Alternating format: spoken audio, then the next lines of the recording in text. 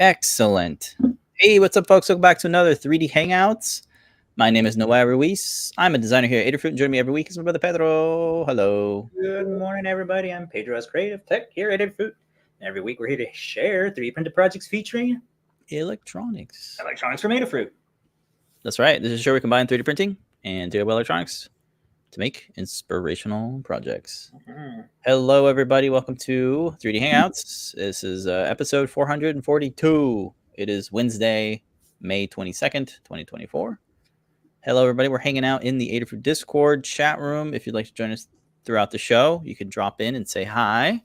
We'll take a couple moments to wait for folks to come in. Oh, no. I'm not in the chat room. Oh, it's fine. Right. That gives you time.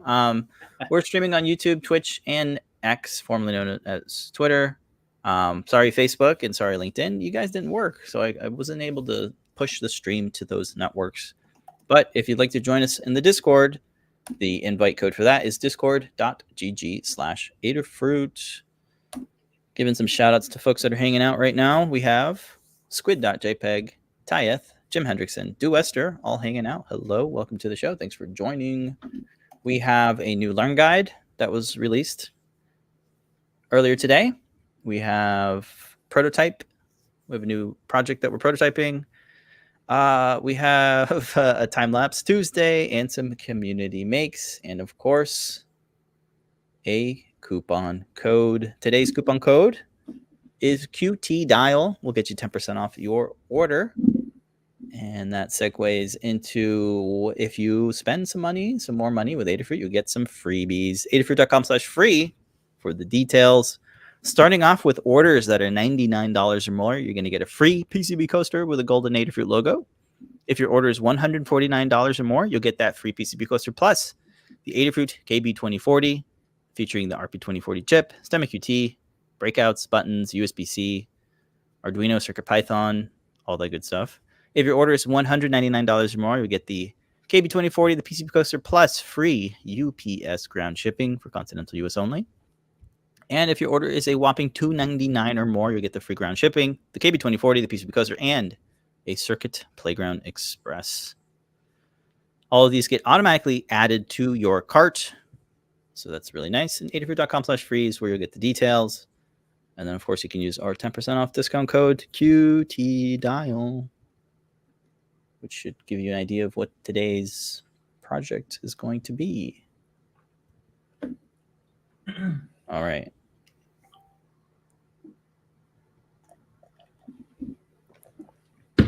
Posting all the links here because, of course. Oh, yes. Things like logging out.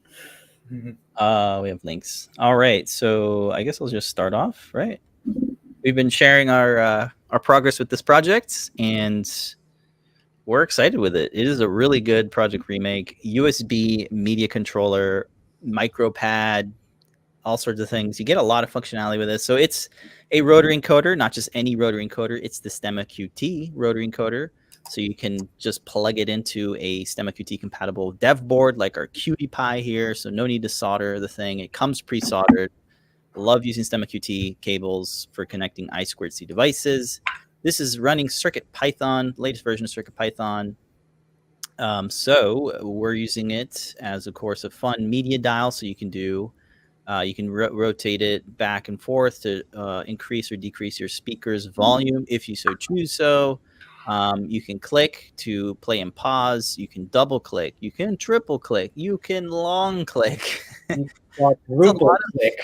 a lot of features that a rotary encoder can do. And using the Adafruit CircuitPython library, specifically the debouncer library, it lets you do those triple clicks, single clicks, long clicks very easily. You can even adjust the millisecond duration if you want it a little bit longer or slower, which is pretty cool. And I didn't even mention it has a NeoPixel LED strip that lights up this lovely knob. It's knurled. It's lovely to click and hold. It's tactile. And it's so colorful. As you rotate it, it's going through the color rainbow using the Rainbow IO library. That's really easy to use in CircuitPython. Powered by USB-C here. It just connects. QTPy just snap fits. You got a couple screws to secure the rotary encoder that's in there. It's very, very bright. These NeoPixel strips are great. They feature the side lit NeoPixels.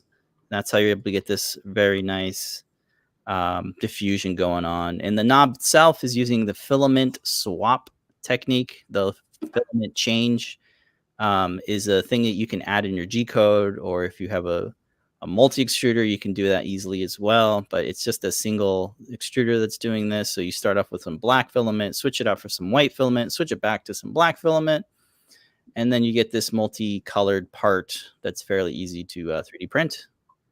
I think that's kind of it. You can customize your key codes and key commands to do all sorts of different keyboard shortcuts, macros, what have you.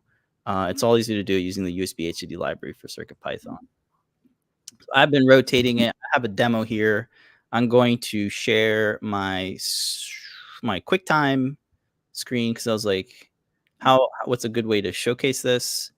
And the best way I found to showcase it is with this lovely video that I have in QuickTime. Let's see if I can use it here. So what I'm doing is I have it set up to do arrow key. So I'm jogging, and then let me mute it real quick. Now I can do one click to play, and then one click to pause, double click to cut or edit. So now I'm editing the video. And then I can do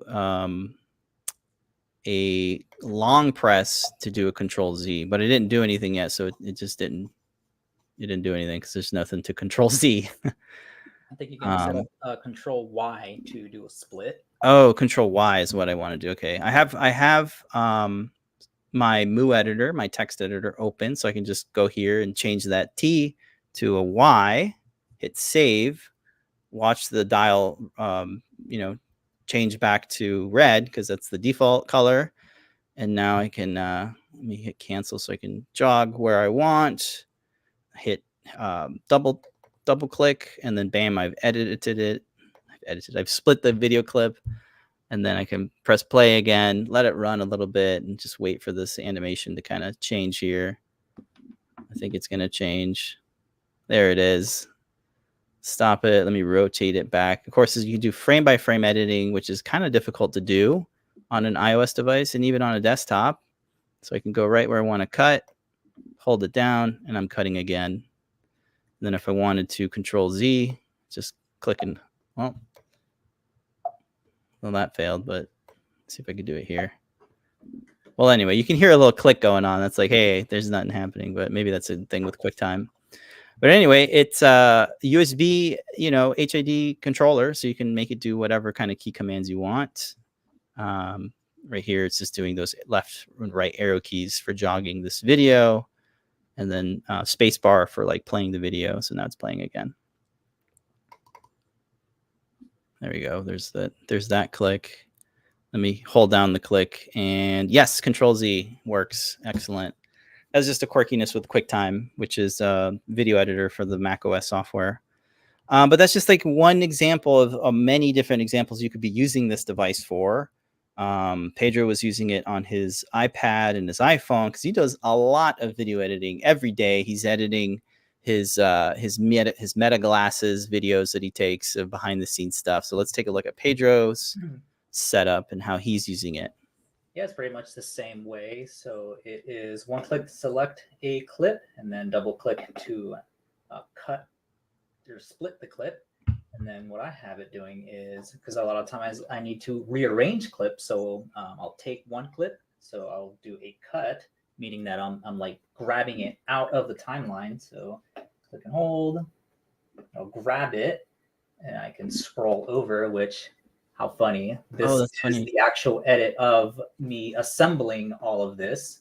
You can go around to where you want, and then I think it's 1, 2, 3, 1, 2, 3, 4 to paste it back in, or 1, 2, 3 to undo what I just did. That's pretty much helps really good in terms of precise editing. So when I don't want to show the solder, not soldering correctly, I'll cut right before that and go to the next clip. Yeah, so it helps immensely in terms of being able to get a very precise edit instead of trying to sit there, with the keyboard, which, kit's kind of big. I can't do that on mobile, or with you can see all the controls on here. They are so big. Look at my finger compared to trying to tap on all of these. That's one of the most common things that happens. I hit the wrong freaking button. So being able to have my hand away from that and have a nice little small way to precisely edit things, which is just pressing the arrow keys. I could go in there and do the same action like that, but again, I'm covering things up. I'm not seeing where my timeline is. So having this an external little keyboard for this is so good.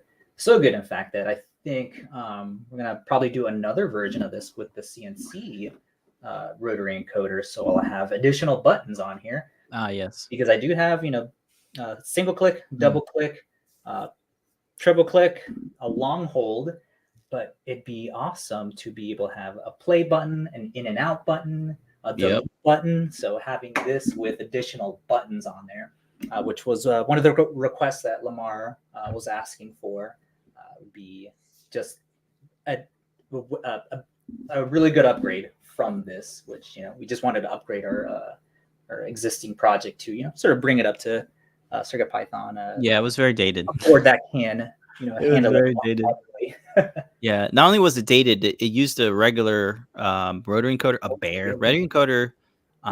You have a lot of soldering to do on that rotary encoder, and the code is a little bit more convoluted because you just have to kind of deal with things differently.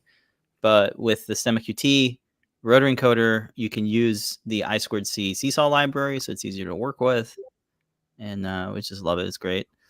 That's really cool demo. Just for folks who might be wondering, what software are you using? Oh, this one is called Luma Fusion, and when did I get this? So long ago, and it was only like $30, and they continually have updates for it. Like every other week, there's something new. It's the best video editor for iOS devices. It really is. It is. It's so much better than like iMovie or even Final Cut. Yeah, you have like stabilization. You have so Brandy started using it, and she uses a lot of like backgrounds and like music. It has all that crap in there. Where you have like templates where it like just sets up the entire thing for you, and you just drop clips into it. There's this whole area that I never have even explored in all the years I've been using it. So it is so immense in terms of all the editing you can do. That's really good showcase of all the stuff it can do. And I've never used it on a desktop. I didn't know it was a desktop app either. The main thing is that it has keyboard shortcuts. I don't think iMovie and Final Cut, maybe Final Cut does, but iMovie certainly doesn't. And I like to just use iMovie, but if I'm doing a precise edit, I need to be able to use shortcuts. So I need control over resolution. I need control over where I'm dropping. I need control over codecs. Yeah. I need to export a 422 ProRes. Yeah, and you can split tracks. You can split. No. This has become an ad for for Luma Fusion, but it's just what we use. It's tried and true. It's a free download, but it's also got a paid tier, I think, for some of the extra features. But just for folks noticing, that's what we use for all of our production. Lets you do for mobile motion graphics, the text, like it. Yeah, it's pretty robust. You like Final Cut, Premiere, bam, right here. Because guess what? Premiere on an iOS is a piece of garbage, man. Oh no! It is. Shots fired. But anyway, that's what we're using. That's what Pedro's using on the iOS device. Also, just a little note from hardware's perspective, that's an iPhone USB-C. USB-C. So it's just a C to C. Yeah, C to C. I have a Lightning iPad, so I have to use these guys. This is a USB camera adapter that allows peripherals like keyboards and USB anything to work. MIDI controllers included with the new iOS or with the new iPhone USB-C. It's just built in now. I'm glad to bring it up because you were trying the Lightning to USB-C and you said it did not work. It just doesn't work. It just doesn't power. Yeah. The 5 volt, I guess, isn't hooked up the way for Lightning to USB-C. Yeah, whatever resistors and stuff that are in this cable is built into your iPhone now, which is great. Maybe it works with an Android device. Let us know. but HID device, yeah. But yeah, it's doing real, HID key commands and enumeration. So it will work like a real USB controller.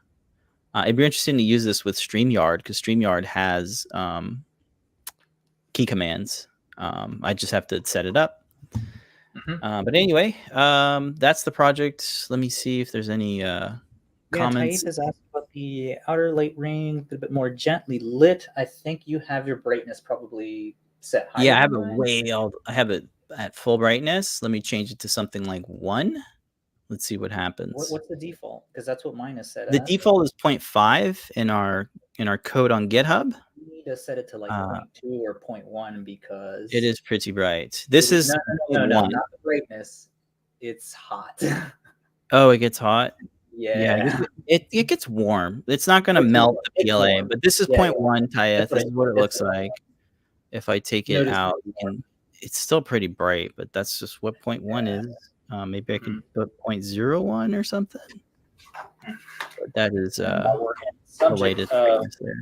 The way that the brightness is set to. Yeah, I think that's this 0.5. I'm definitely gonna try to use a dark color because I try to be all fancy here and try to differentiate them. You can see here that is just. Oh, it's got a little bit, hot spot, yeah. Oh yeah, it is all over. It's not good. The color looks good until the lights come on. So you definitely want to go with a darker color, or get one that doesn't have any transparency to it. Sure, yeah. You can see the difference here. You switch between that. Let's see here. What do you got? It's a lot more better. Yes. So a nice dark pigment filament for the darker color, and then either a white, clear PLA works well. Yeah. You know what? I want to try. What would you like to try? Go into files. You know where I'm going with this. If I'm going into files and edit my CircuitPython code. Can you? Maybe you can. I don't know. We're going off the rails now. Yeah, let's see.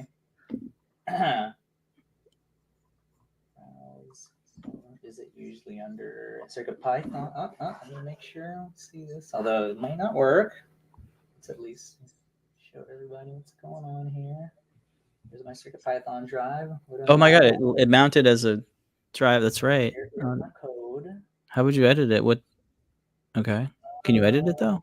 I think it's just a preview, and then you have to open it with something. I do have what's the text edit app called? Is it Notes? Text edit? What was it? I don't remember. I forget what it was called, but yeah, it was like a third-party text editor that allowed you to do, some sort of text editing. Maybe it'll work. Yeah, Oh, of course I didn't download it. I think it would work because I remember trying that stuff out. Yeah, I'm curious to see how. You know what though? It's not going to work because as soon as you plug this in, it thinks it's a keyboard, so it gets rid of your on-screen keyboard. That's so I won't right. be able to type anything in. Yeah, when the iOS device detects that there is a USB device, it tries to be smart and gets rid of the soft key. Yeah, but if I had a Bluetooth keyboard also attached, I would be able to live edit this and test this out on here. So the reason I think this is cool is for students who have working on an iPad or something like that. Right. Freaking awesome. I'm sure there's got to be a way in iOS to tell it to bring up the keyboard anyway. So maybe it's possible. Yeah. So this is making me think of like, why didn't we just use the macro pad, the Adafruit macro pad? Well, because the scrolling. Yeah, we wanted to just update our previous project, from 2016 or whatever it was. Maybe it was 2018. In terms of ergonomics for the way we're jogging through a timeline, it's way cooler or easier ergonomically to do this than arrow key. Right. I mean, there is a rotary encoder on the macro pad, the Adafruit macro pad, but it's a little different. I don't know. It's not the main focus. Again, we're updating that. We're updating. Exactly, we're updating it on project. All of this came later after it was printed, and right. Like, actual use case. Wow. Yeah, it's really good for that. Yeah. like I'm saying, the next one would be an upgrade one would be like Media Dial Pro. I don't know what else to call it. Yeah, real quick, it's but basically yeah. a giant knob. Knobs with like 4 buttons. Yeah. Super cool. Yes. All right. That was what, 20 minutes of demos and like. I need to get that black anodized one. Yeah, it's kind of nice. Yeah, it's kind of nice. Yeah, it's nice. It's got kind of like a brush metal look to it. Of course. All right. Suggesting the. Yeah. Come on. Fishing pole. Fishing pole, yes. All right, let's take a look. Oh, we got some Q&A here. Let's see what we got. Thanks. Yep. Oh, okay, you can do 0.05 or 0.02. Oh, okay. Type saying Right. to set up the safe mode to avoid the keyboard running. Yeah, install text editor in your use total command on Android. Once, okay, where you hold down the dial button so it doesn't. Oh, that's a freaking good idea. Yeah, there might be a setting too to be like persist with the soft keyboard. Yeah. On iOS. I just haven't dug too deep. All good choices. Oh no, the one caveat, I guess, to doing this one, no click in. Yep, that's why we want to add some, like a Neo light. key, like a Neo key switch, like a 1x4. Yep. Just a nice, simple, clean, big rotary, couple buttons. That's all you need. Yeah.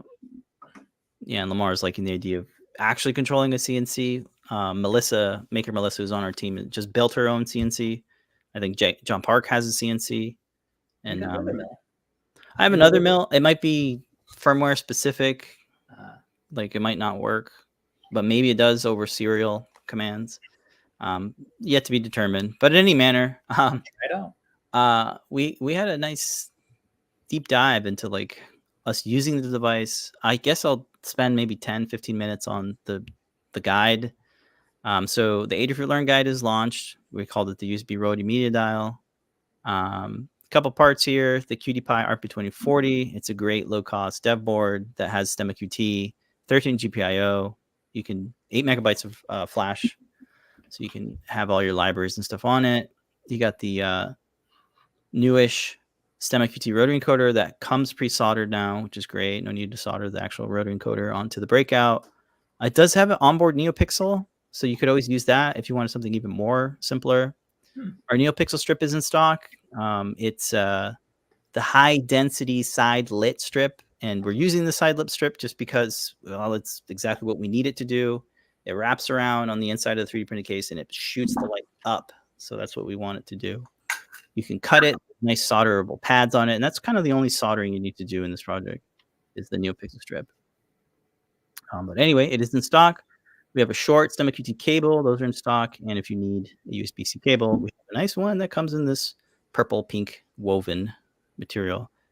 I recommend using the silicone cover ribbon cable for connecting your QTPy to the NeoPixel strip because it's flexible. It's a little bit more stronger than solid core wire, and it won't melt like the PVC sheathing stuff. A couple screws here. They're M2 screws, M25 screws.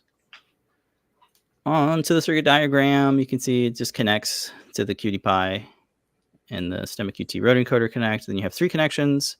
Luckily, we have a 5-volt pin on the QTPy, so that's able to power those super bright, power-hungry pixels. So that's all easy. CAD files. It's a fairly small print, 66 on the X and Y, 35 millimeters tall. That's the biggest part, which is the main case. And there's no supports needed for it. The knob, which I'll go to in a second here. The step file and a Fusion file, STLs are available to download directly from here. Here's a little cat animation. I'm not sure why it's blinking. I don't know if that's coming through, but I'll take a look at that later. Multi-color knob in Cura slicer, which I like to use. It's open source slicer. You can use the post-processing plugin, and it's called Modify G-Code. You add it as a script, and you say choose filament. You can add as many as these as you want. For the first filament change, we want to change it on layer 5, and for the second is on layer 15. That way you get the most like diffusion out of the knob, out of the geometry from the knob. And then you want to use the dark color filament first for the first 6 layers. When the 6th layer has finished, your printer will pause, and then that's where you can swap the filament to the white filament. You let that print from layers 6 through 15, and then when it pauses for the second time, you can switch it out to that black filament or a different color. If you want to go like triple color, you can do that as well. Yeah, You yeah. can do like a pinstripe or something, like a racing car or something. That could be super neat. But anyway, that's how I documented it there. Other slicers are going to behave differently. I think if you're using something like Prusa Slicer, you can like paint it nowadays. You can paint the layers that you want. Oh I wow. think they've made the interface a little bit easier, but I'm sticking with Cura just because that's what I know, and I might as well document that.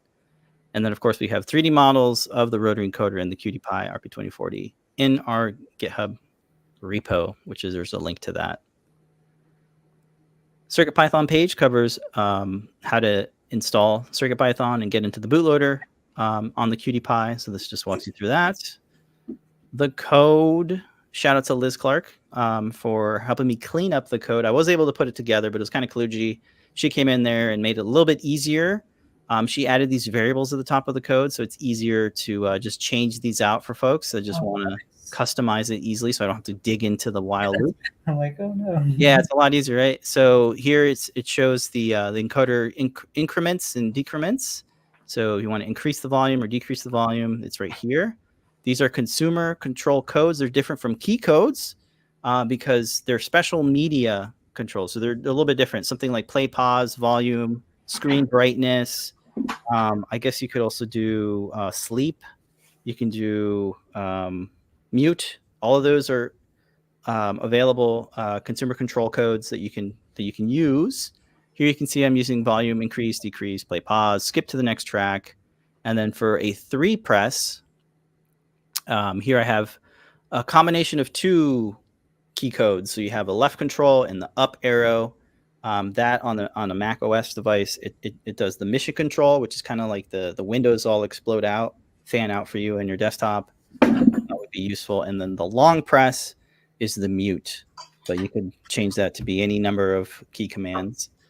And the rest of the code that you might want to adjust, if you have a different NeoPixel strip, you can change the brightness here. Under brightness, you can change the number of pixels, and you can even change the pixel pin that you might have adjusted or not. The rest of the code just kind of, follows through it. If you want to change the NeoPixel stuff itself, maybe you want to do an animation, you would change that here where we're changing the hue of the rainbow. That's what's under the position and last position here when you're turning the dial.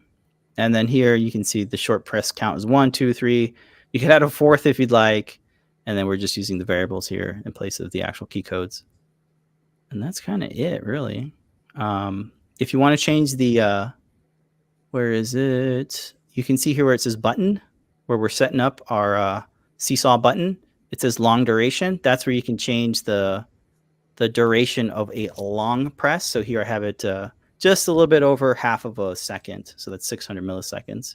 But if you want it longer, you can change that, or shorter, you can change that here. The rest of this just kind of walks through the code. You get a nice screenshot of what all the libraries are like. I recommend using the download project bundle. That will get all these libraries because there are a little bit of them. The USB library, the Rainbow IO library, Seesaw, and then the I think that's all of them, actually. Anyway, Liz did the write-up, so breaks down how the code works. And then here, I figured I'd add this here. This is just a list of all the key codes. Adafruit has a read the docs documentation, and this just cool. walks through everything. Caps lock, backspaces, backslashes, commas, controls, left clicks, function keys, you name it. It's all here. It pretty much supports everything. Wow. Yeah. Back buttons. Yeah. And then here are the consumer controls. So eject, fast forward, brightness, rewind, record. Like there's a record button. Like I didn't even know there was a record. Stop, those sort of things. That's all listed here as well. And read the docs. So check those out if you want to just get a breakdown list of all the available key codes and consumer controls. onto the wiring here. Pretty much just walks you through the length of the pixel cable that you want. You do want to cut it and remove it from this sheathing. Although I think it might fit in the case, but I haven't tried it. There's a silicone sheathing that's normally on the NeoPixel strip, but I just kind of cut it out. There are plenty of room on those solderable pads to cut your strip from it. Just save your reel of NeoPixels for another project. I'm using those lovely OmniFix, so it's called. Mm-hmm. Those little grabber hands, they're excellent. I recommend them. Just soldering it up. There's clear labels on the NeoPixel strip, so that's nice too. Sometimes there's not, but it's nice that they're there. And then we're just soldering it to the QTPy using ground pin, A1 for the data, and then the 5-volt pin. I designed the bottom cover with these like little clips and a little kind of spot for the QTPy to hang out in. The way to install it is you kind of fit it in at an angle underneath these clips, and then you just kind of carefully flex it open so that it can like allow the other side of the clips to kind of grab onto the PCB of the QTPy. So here you can kind of see how I'm like fitting it in. And otherwise it's easy to take out too because of that giant opening on the bottom of it. That just allows the part to be flexed to allow it to kind of snap fit, which is kind of clever. From there, we got some standoffs for the Rotary Stemma QT breakout, and that just fits on there. You want to orient it so it's oriented this way in the photo. Fasten your screws in there, connect it with the QTPy cable, fit the strip through the case, and then just line up that USB hole with the USB port on the QTPy. And then the NeoPixel strip just kind of slides in there, just kind of press fits in there. It's got enough room in there. For like, I don't know, some foam tape. Pedro, you added some foam tape. I didn't feel need to use it. I don't know. I guess you might want to add something there to kind of brace it in, but otherwise it's not falling out. And just line up the knob. There's a little kind of a D shape. There's a little flat edge, and just line those up with the shaft of the rotary encoder, and just press it in. And that's kind of the main thing. So that's the Learn guide. I do have another page, just kind of walks you through the feature set from the default code anyway. You can increase the volume, single click to play pause, double click to skip to the next track, triple click to invoke the mission control keyboard shortcut for macOS, and a long press to mute your speaker volume. And that's it. That's the whole Learn guide.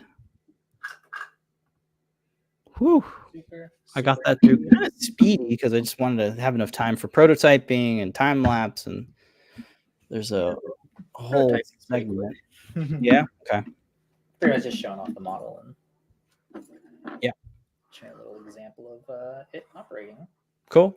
Folks seem to dig it. I got some nice comments on the YouTube video. Folks are happy that we redid this classic project. I discontinued the older project because this is just far superior. So there you go. All right. We're ready for Pedro and your prototype. Cool. Go ahead and jump into this week's. What are we prototyping? This week we're prototyping the Dune Thumper. In the movie, it is used to summon the worms that we use the PropMaker to house a little speaker inside. So when you put it down on a desk, it'll turn the desk into a speaker itself. That's cool. It's going to be the what is it? This medium transducer. So these the speaker or an object that you place this over turns into like the speaker. So you can hear it here without it being on the desk, and then when it's on the desk, I mean, kind of hard to hear. Yeah, it. the desk. You're definitely feeling some bass that's being thumped through. I have a suggestion. Use the floppy disk as a speaker box. Would that work? Can't really. I didn't get the screws to get that open. Let's just try it. Let's see what it sounds like. Yeah, it's kind of hard to. Yeah, I can hear it, but it's a little muffled. Oh yeah, it's definitely muffled. But the idea is that it'll the PropMaker and the cylindrical battery will all fit inside this guy, and it's just going to sit on your desk to be able to do the little thumping. Hopefully, the what'll push it down, the weight, is what it's required to have the base and everything go through.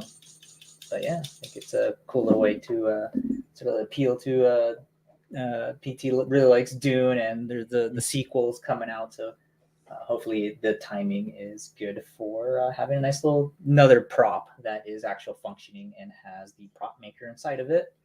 Yep. Make a nice little cool audio audio prop. Audio prop, yeah. I don't think there's any LEDs on it, is there? Need to watch that. No. No, I don't think so. The parts is going to be just the PropMaker, the medium transducer. Should probably switch to the bigger one just so we can get more of an oomph out of it. But I think we're out of stock at the moment. But it does work with the medium one. But yeah, nice simple little prop, that audio prop to get on your desk. The model that I'm using here is just for reference. This is something I downloaded off of Printables. And there are two versions. There's one that's just, a prop for showing off. And then there's an actual functioning one. I don't know what the components is being used on it, but obviously we're going to design our own to fit the PropMaker and associated components to make a cool little prop for that. Yep.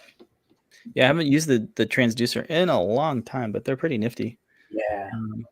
Yeah. I'm saying put it up against the surface of the floppy drive just to see what it sounds like. Oh, that's on the inside. Yeah, there you go. Yeah. Oh, yeah. A little bit louder. Yeah. So any type of like kind of enclosure with a flat surface will make a better sound. Yeah. Oh yeah, it's really thumping there. You can see it jumping out. Yeah, it's rattling. Once there's weight on it. Mm-hmm. Oh, yeah. See here, there's an actual little sticky thing to stick it to. I guess it's going to be probably on the inside of the case, so this isn't actually sticking out. Right. Oh wow, that sounds better. Yeah. Yeah. Cool. Thought it'd be a cool little prop to sort of try to line it up with. Everybody likes the new Dune movies, so hopefully. Yeah, it's coming out on HBO Max at some point. I'm looking forward to watch it. I did not get a chance to see it in theaters, so it'll be nice to watch it in the comfort of my home. Part one was pretty good. Yeah, I enjoyed it. Mm-hmm. Cool. All right, if folks want to pick up the transducer, QTPy, or a PropMaker Feather RP2040, be sure to use coupon code QTDial and get 10% off your order. Summon the worms. Summon your worms. Should we do shop talk or go right into time lapse? Because I have kind of a big shop talk. Yeah, do the shop talk if you have one. Yep. New CAD files this week. We have the Trinky TRRS with the audio jack for doing AT switches and more. So I made a 3D model of that. Folks can download that if you want to use that in your project. And we have a part request from folks in the community. They wanted the ESP32 QTPy S3. So I made a model of that so folks can download that. And then I have some more that are on my desktop that I need to throw up there. I have the Tripler, Proto Underplate Pi Cowbell, and I'm working on making a model of the emitter receiver, the IR receiver breakout for Liz. She's working on a project. There it is. It's this product here. So I have that I'm working on. This is a nice way to kind of receive IR codes with a Stemma QT. Well, not QT, but a JST, pH, 2 millimeter, yada, yada, and a little switch there. So I'm working on those models. If folks want to add your part request, just do it in the issues tab. I'm going through them as I have time. And for the most part, I'm getting through them all. So yeah, check them out. That's the latest in this week's 8 for CAD Parts GitHub repo. And that was quick. Yay, nice little update. I was supposed to link to Fritzing in library parts as well. Yes. Very nice. All right. We're ready for, let me add the video. A piggy bank in the style of Floppy. I like one of the comments. It was like, "Oh yeah, it's a floppy disk to save your coins." That's It was, right. perfect. I stuck all the quarters in there, so I don't have one to demo. But it's pretty much just a piggy bank with this. I forget what this part was called on a floppy disk. The door hinge flap. Yeah. So it goes back and forth, and then what it's doing is opening and closing the little slot area there. You close it, come out. The top does have a screws to sort of close it up. Okay. Yeah, it's just a cool little piggy bank. To put Not a piggy. Maybe put a picture of a piggy on the labeled part. That detail for the little reader seeker thingy on the back. Yeah. There. Glued in place. This is not on a rail or anything. It just slides okay. across. It just slides out. Yeah. So, the object is kind of big, so it is going to take quite a while to print. And man, yes, it is really messing with the quality on the camera here. It's so grainy. That's funny. Yeah, sparkle nice glitter. To add some retro-ness to any background or area workspace for a nice big old floppy that is kind of useful. Yeah. Kind of useful? No, it's useful. You could use it to store other things, bottle caps or something. Oh yeah. I've been playing too much Fallout. You got to store your bottle caps, man. It's gonna be big money. So this is a free download on Thingiverse from Thingiverse user BB11. I guess you'll want to orient the part to print flat, without any supports, because it's kind of looks like it was laid out there. Yeah, you do need supports on it. On just the actual the main body of the disk. Okay. We'll post a make, I guess, later. Yeah. Doesn't look like anyone else has made it. So they said design floppy piggy bank, size 14, 13, 5 centimeters. You'll need 2 screws. M4 screws? Okay. Yeah, they're pretty big screws. Want to glue to fix the coin to the middle of the floppy. Print it upside down. You don't need supports, just the outside. Okay, if you like it, you can tip with PayPal. And yeah, nice free design. Fun. We're fans of floppies, as you might know. And yeah, kind of a cool shape to turn into a piggy bank. So shout out to BB11 for designing that up and sharing it with everybody on Thingiverse. Yeah, I remember you sent me one on the Cults or something, but it was like a paid model. Like this one's free and. Oh, okay. Well, we do paid models every now and then. Mm-hmm. But okay. It works. It works. Very nice. Good. All right, I just posted a link to the Thingiverse page so anybody can check it out. And community makes times. Here we go. I must have closed my window. Here it is. All right, so something strange happened to me over the weekend. Pedro, I'm telling you this for the first time. I got bombarded with emails because I run the Adafruit account on Colts3D. Colts3D.com is a sharing website for folks that have STL files, designers. You can sell your designs on there and whatnot. They've been around for a while, and we've purchased a number of designs from designers that host their work on Colts3D, and I got a dozen, 2 dozen, 3 dozen, so many email notifications from Colts3D about the Adafruit profile of makes. Now, I don't know if this was like a system error, but it seems peculiar that I'm getting back-to-back emails from folks that are making things.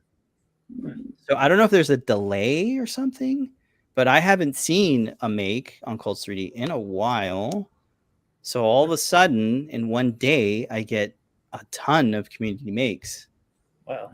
So this is the Adafruit profile, and this was the only way I could find to visually share the community. I can't go through them all because it would take the whole show. So I'm in this weird predicament. Like, how do I share this? I want to represent, I really appreciate folks in the community posting, taking the time to take a photo of their make, post it on whatever site. And this is what I got. I got a ton of them here. So you can see 4 days ago, it was over the weekend. And right here on the side is the user, and on this side is what they made. So it is just a slew of projects. So we got the Kingdom Hearts Keyblade, we have a PyPortal stand, IoT Gmail box, the TVA time stick, a visor face shield, a Christmas tree, a Pip-Boy, a lantern, a Pi case, a Pi 5 camera, on and on and on. I don't know how else to share this. Pi Girls, LED matrix hourglass, the mini NeoPixel UV meter, the 16 by 16 NeoPixel square, some LED Halloween neons. Do you see what I'm saying? Like, there's 4 days ago, like, I got days and days worth of makes, and I really appreciate it, but I kind of can't go through them all one by one. So I figured I'd just share the page here. Yeah. Oh my god, that too. No, yeah. 2014 Neo. You remember this from 2014? Yep. When we needed to have a printed thing to print Ninja Flags on a printer bot. Like, do you remember printer bot? Memories, on this day memories and Instagram, that came up. I was like, oh yeah. So it's definitely like something with the system that got backed up, and just releasing them now. Yeah, and I think this is where it started. 4 days ago. Yeah, so the MacroPat stand, the Pi Badge cases, the Pi Gamer cases, the USB foot switch with 3 switches, the LED chase game, the older one. Mm-hmm. So I guess that's all of them. Maybe it's not too many, but it's quite a few of them, and they're there. And these are real people, I think. These seem like real pictures. There's real pictures, right? So you can't AI generate this one. I don't think so. Maybe you can. I don't know. So I hope I'm doing everyone's justice and showing, at least their quick browsing of these community makes. But normally we have a few a week, and like I share them one by one, and I can go through their comments, and maybe an issue or two that might have arose. But this time I'm just kind of, here's a bunch of them. Thank you everybody for sharing them. Does that make sense? No, that's cool. That's cool, right? Something that was something weird in the system, yeah. Yeah. And no, again, I'm not throwing any shade at Cults 3D. It's very difficult to run a website. No, APIs change all the time. Servers. Yep.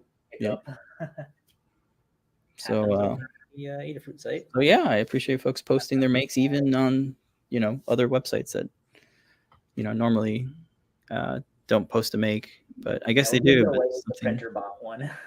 Yeah, the printer bot one is interesting. Yeah. Yeah.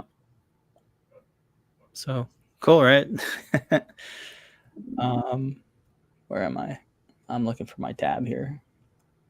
All right, here we are. So those are the community makes this week. A little bit strange, but figured I'd share it all in one in the segment and just kind of give you a little background on why it's like that. Oh, whoops, I just posted last week's. Can you post the link to that? I can't. It's a... it's internal. It's in an internal profile account. So there's no other way to, see it other than to go by each one and put a link, and that would just be so many links, right? Like I didn't think that was an efficient way to do it, so I didn't want to go through them all one by one.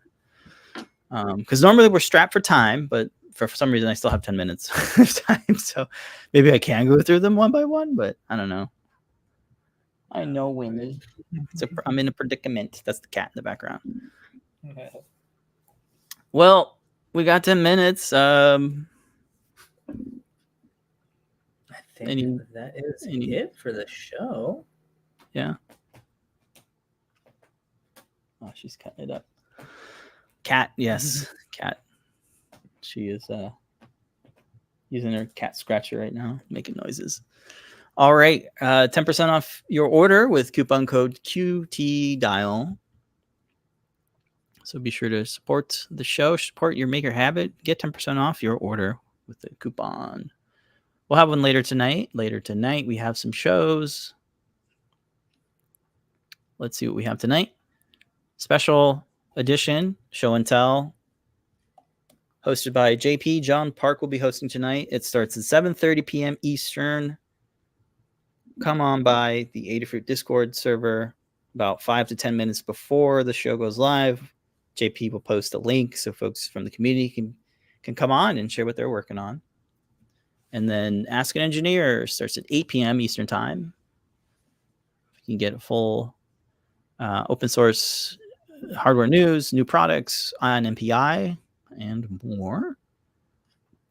Tomorrow is Thursday, which JP does a live stream. JP's workshop, find out what JP's working on.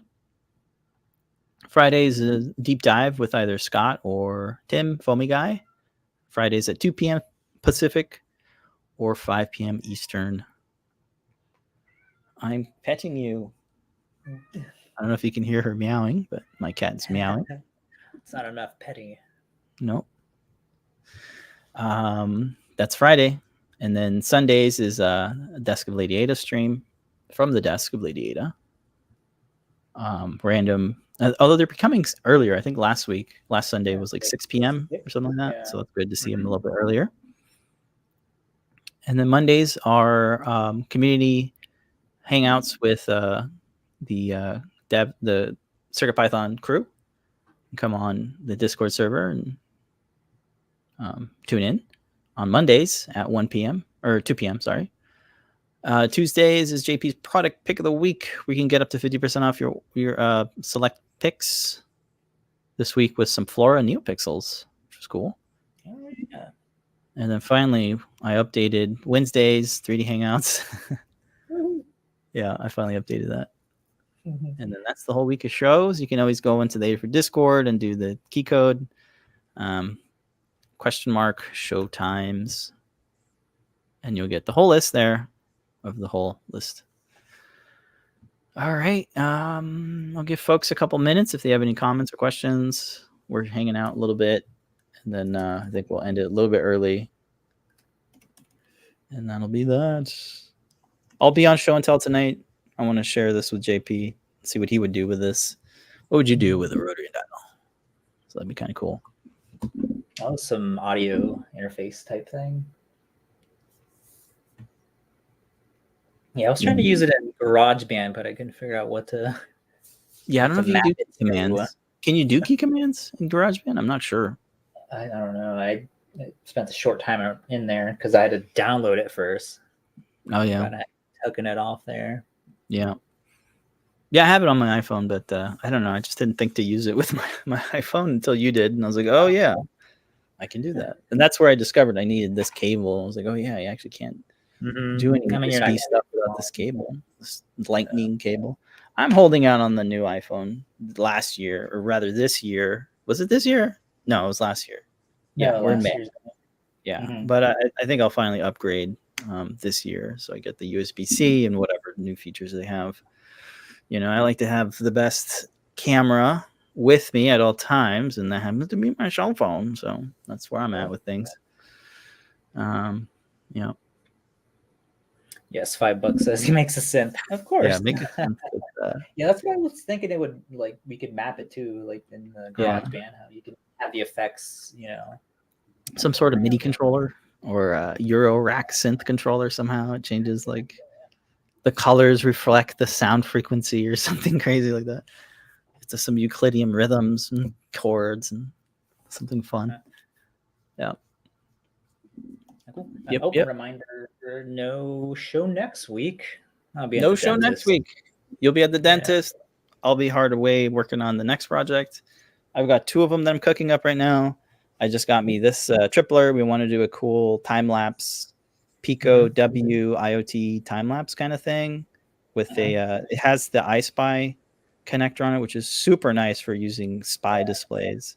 Yes, so we'll have a little display here. It's gonna be great. Yeah, I was checking it out when I came in. I'm like, whoa, this is cool. Yeah, so that's gonna be great. We're gonna be doing a lot of projects with iSpy now that we have something with it. Hopefully we can get a feather with iSpy. That'd be great. I want a feather with iSpy, or a feather tripler would be nice, wouldn't it? With all these fancy features on it. It's got a switch, it's got reset, it's got Stemma QT, it's got battery charging right on there. And this is for the Pico boards. And the RP2040. Little mount for the suction cups on there. Yeah, the camera, that's right. The Pico camera Pi cowbell. What else? Anyway. Oh, the display. Yeah, so that's something I'm working on. I'm still working on this big button thing as well. Oh, Tight says the QTPy BFF there's a BFF with the iSpy. Yep, that's right. Yeah, we got to use the Pi Cal though. Yeah, I think because of mainly because of form factor, I guess. You just have more pins and mounting holes. QTPy is a little bit difficult with no mounting holes. Could always do a snap fit holder, but even then, you know what we could really use is a QTPy squad, which is basically this, but for QTPys. That's in the works. Liz designed the PCB, and Lamar wanted to add it to the store, but I think there was a holdup on something. Maybe I'll bring it up tonight. But yeah, these type of triplers and doublers are great for dev boards. So you can stack as high as you want, but sometimes that's a little difficult to work with for 3D printing. Yeah, that's right. Or the iSpy bracket. Yeah, with the iSpy bracket, you still need to like solder wires to your dev board. You know what I'm saying? Like, yeah. So, yeah. For this one, it's the Pi Cal. Camera. Yeah, I'd like a feather with built-in iSpy connector and like built-in I2S amplifier, and we'd call it like the Feather video audio board, and it would like it's specific for iSpy displays and built-in audio. So I think you could do a lot. Like if we were doing like the Pip-Boy, like that'd be great for that, because then you have really nice fast display. You have an amplifier for doing audio output, all built into the Feather. That'd be cool. Maybe it's an ESP32S3 board, so you can do Wi-Fi. You can pull in data from a JSON feed, RSS feed, and display that on the data all in one dev board. That'd be pretty dope. I don't know, just saying. That's my dream feather. Cool. Yeah. All right. That's going to do it for the show, folks. Squid's waiting for a triple quadrupler as well. Oh, that's right. Yeah. Use the DC power jack BFF, which does have, that's right. It does have mounting holes. But again, it's not side by side. You're kind of stacking them and you're getting this QTPy, Big Mac QTPy stack. Now I'm hungry. Yep. You're hungry? Yeah. Me too. And so is the cat. She's crying. Thank you, everybody, so much for tuning in. I think we'll see you tonight, hopefully, on Show and Tell.